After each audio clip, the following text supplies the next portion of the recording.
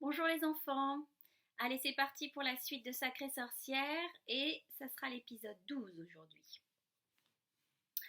De retour dans sa chambre, grand-mère nous sortit de son sac, Bruno et moi, et nous posa sur la table. Voyons Bruno, pourquoi n'as-tu pas dit à ton père qui tu étais demanda-t-elle. J'avais la bouche pleine, répondit Bruno. Et il courut aussitôt vers la jatte de bananes pour suivre son repas. Quel vilain petit garçon celui-là, lui dit grand-mère. Pas garçon, lui dis-je, souriceau. D'accord, mon petit, mais nous n'avons pas de temps à perdre avec lui ce soir. Il faut réfléchir à un plan. Dans 1 heure et demie, toutes les sorcières vont descendre dîner au restaurant de l'hôtel. Oui, je sais, approuvai-je, et il faudra administrer à chacune une dose de potion, poursuivit-elle. Comment allons-nous faire? Grand-mère, lui dis-je, tu oublies qu'un souriceau peut se glisser dans des endroits inaccessibles aux humains. Tout à fait exact, dit-elle. Mais tout de même, tu vois un souriceau courir sur la nappe et verser une dose de potion dans le roast-beef des sorcières sans se faire repérer? Je ne pensais pas faire cela dans la salle du restaurant, lui dis-je. Alors où? Demanda-t-elle. Dans la cuisine, bien sûr, pendant qu'on prépare le repas des sorcières. Grand-mère me regarda, bouche bée. Mon petit garçon, je crois vraiment que depuis que tu es une souris, tu es 2 fois plus intelligent. Un souriceau peut se faufiler dans une cuisine parmi les casseroles et les poêles sans se faire remarquer, s'il fait très attention. Extraordinaire, s'écria grand-mère. Tu as trouvé une idée géniale. Le seul problème, lui dis-je, est de savoir ce qu'elles vont manger. Je ne veux pas mettre la potion dans une autre casserole. Quel désastre si je transformais tous les clients de l'hôtel en souris, et surtout toi, grand-mère. Écoute, mon petit, j'ai un plan. Tu te glisses dans la cuisine, tu trouves une bonne cachette, tu observes et tu écoutes. Tu restes bien caché dans le noir et tu écoutes. Tu écoutes avec beaucoup d'attention ce que disent les cuisiniers. Chaque fois qu'il y a une très grande assemblée, le repas est préparé à part. Avec un peu de chance, quelqu'un te donnera la solution. D'accord, lui dis-je, c'est ce que je ferai. Je me cacherai dans la cuisine, j'ouvrirai l'œil et j'écouterai de mes 2 oreilles. J'espère que j'aurai un peu de chance. Ce sera très dangereux, dit grand-mère. Une souris n'est jamais la bienvenue dans une cuisine. Si l'on te voit, on t'écrasera. On ne me verra pas, lui dis-je. N'oublie pas que tu transportes le flacon, ajouta-t-elle. Tu seras moins rapide et moins agile. Je peux courir très vite avec le flacon entre les pattes. Je l'ai déjà fait, tu te rappelles? Quand je me suis échappée de la chambre de la grandissime sorcière. Mais comment vas-tu dévisser le couvercle? Dit-elle. Cela doit être difficile pour toi. Laisse-moi essayer. Je pris le flacon entre mes pattes de devant et je réussis à dévisser le couvercle sans aucune difficulté. Formidable, dit grand-mère, tu es vraiment un souriceau très habile. À 7h30, je descendrai au restaurant et tu seras caché dans mon sac à main. Je te libérerai sous la table. À partir de là, tout repose sur toi. Il faudra traverser la salle de restaurant incognito, puis entrer dans la cuisine. Les serveurs sont tout le temps en train d'y entrer ou d'en sortir. Au bon moment, tu te glisses derrière l'un d'eux. Mais pour l'amour du ciel, fais attention à ce que ne te piétine pas ou que la porte ne se referme pas sur toi. Je ferai attention, promis. Et quoi qu'il arrive, il ne faut pas qu'on te capture, dit grand-mère. Oui, oui, oui, grand-mère, mais arrête, tu vas me donner la trouille. Tu es un souriceau très courageux, dit-elle, et je t'aime. Que va-t-on faire de Bruno? Demandai-je. Je viens avec vous, répondit Bruno la bouche pleine. Je ne veux pas rater le dîner, moi. Grand-mère réfléchit un bon moment. Je t'emmène, dit-elle, si tu promets de rester tranquille dans mon sac. Vous me passerez de la nourriture sous la table? Demanda Bruno. Oui, dit-elle, je te le promets. Bon, alors c'est promis, dit Bruno, je resterai tranquille. Veux-tu manger quelque chose, toi aussi, mon petit? Me demanda grand-mère en se tournant vers moi. Non, merci, lui dis-je, je suis trop excitée pour manger. Il faut que je sois en pleine forme pour le travail qui m'attend. C'est une grande tâche, en effet, dit grand-mère. Allez, il est temps d'agir. Le grand moment est arrivé. Prêt, mon petit? Il était exactement 7h30. Dans la jatte, Bruno finissait sa 4e banane. Attendez un peu, dit-il, j'ai pas fini. Non, dit grand-mère, il faut y aller maintenant. Elle le prit fermement dans la main. Je ne l'avais jamais vue aussi nerveuse. Je vais vous mettre tous les deux dans mon sac, ajouta-t-elle. mais je laisserai la fermeture ouverte. Elle fourra Bruno en premier, moi j'attendais en serrant bien le flacon. À ton tour, mon petit, dit-elle. Elle me souleva et me donna un baiser sur le museau. Bonne chance, mon petit. Tu as une queue, tu le sais. Une quoi demandai-je. Une queue, répéta grand-mère. Une longue queue qui peut te servir dans la cuisine. Ah, je n'y avais pas pensé. Saperlipopette, quelle queue! Je ne vois plus qu'elle maintenant. Je peux même la remuer. Elle est vraiment très longue. J'en ai parlé, dit grand-mère, parce qu'elle pourrait être utile. Tu peux en faire un lasso pour attraper des objets. Tu peux même te balancer au bout, comme une liane, et mieux, descendre ou monter les étagères. Dommage que je ne l'ai pas su plus tôt, lui dis-je. Je me serais entraînée. Trop tard maintenant, dit grand-mère. Il faut partir. Elle me fourra au fond du sac, mais je repris vite mon perchoir habituel dans la petite poche, mon poste d'observation en quelque sorte. Grand-mère prit sa canne et sortit dans le couloir. Elle se dirigea vers l'ascenseur, appuya sur le bouton et la cabine monta au 5e étage. Elle était vide.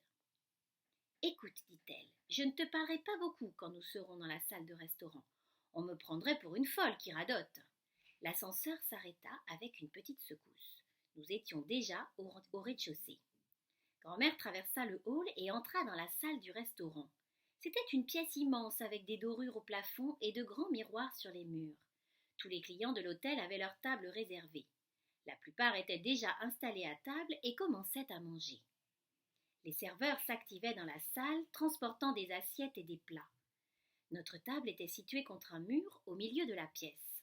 Grand-mère la rejoignit et s'assit. De mon perchoir dans le sac, je voyais au milieu de la salle 2 longues tables qui n'étaient pas encore occupées. Sur chacune, il y avait un petit écriteau avec la mention « Réservé aux membres de la SRPEP ». Grand-mère regarda ces 2 longues tables sans rien dire. Elle déplia sa serviette et la posa sur son sac. Sa main glissa sous la serviette et m'attrapa avec douceur. « Je vais te poser par terre, murmura-t-elle. La nappe descend jusqu'au sol et personne ne te verra. Tu as toujours le flacon ? Oui, chuchotai-je, je suis prêt, grand-mère. C'est à ce moment-là qu'un serveur, habillé de noir, s'arrêta devant notre table. Je voyais ses jambes sous la serviette et je reconnus aussitôt sa voix. Il s'appelait William. Bonsoir, madame, dit-il à grand-mère. Où est passé le jeune monsieur ? Oh, il ne se sentait pas très bien, répondit grand-mère. Il est resté dans sa chambre ce soir. Je suis vraiment désolée pour lui, dit William. Ce soir, nous avons de la soupe aux pois comme entrée, et comme plat principal, vous avez le choix entre un filet de sole braisé et du rôti d'agneau. Une soupe de pois et un rôti d'agneau, s'il vous plaît, commanda grand-mère. Mais ne vous pressez pas, William. En fait, vous pourriez m'apporter d'abord un verre de madère en apéritif. Bien volontiers, madame, dit William, et il repartit.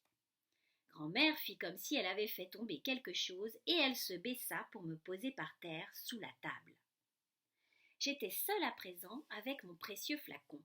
Je savais exactement où se trouvait la porte d'entrée de la cuisine.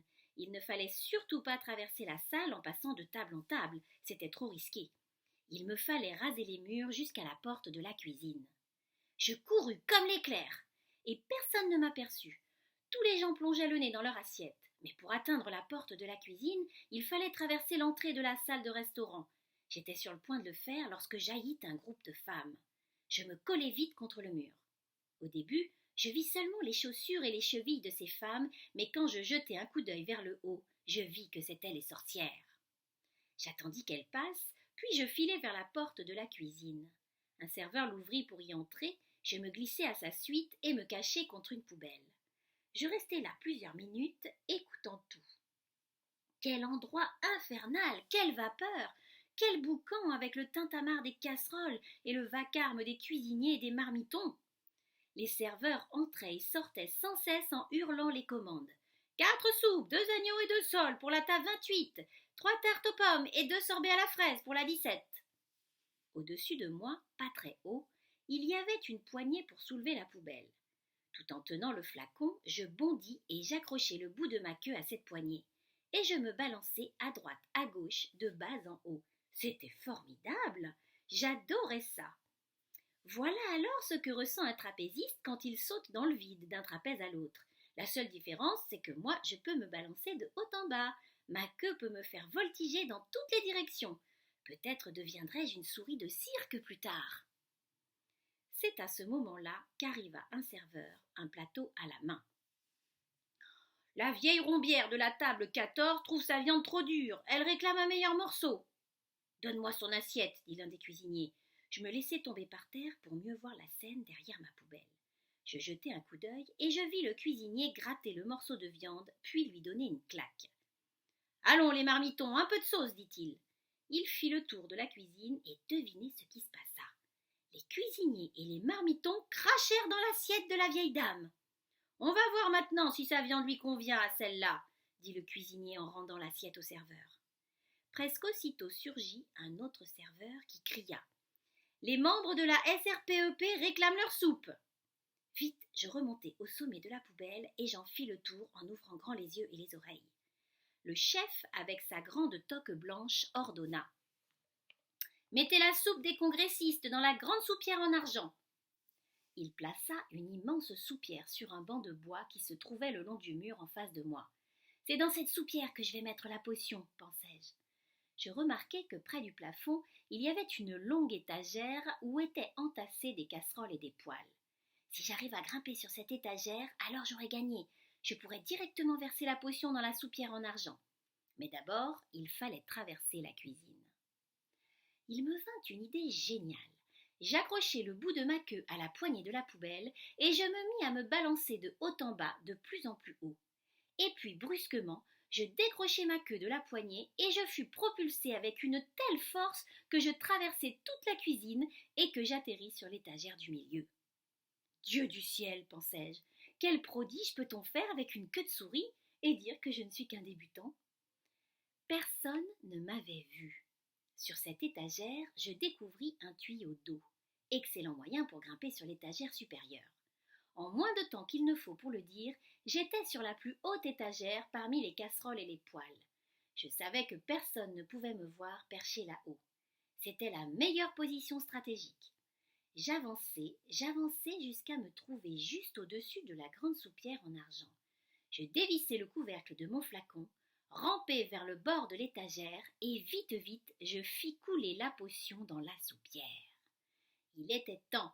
L'un des cuisiniers arrivait avec une gigantesque casserole de soupe fumante qu'il versa dans la soupière.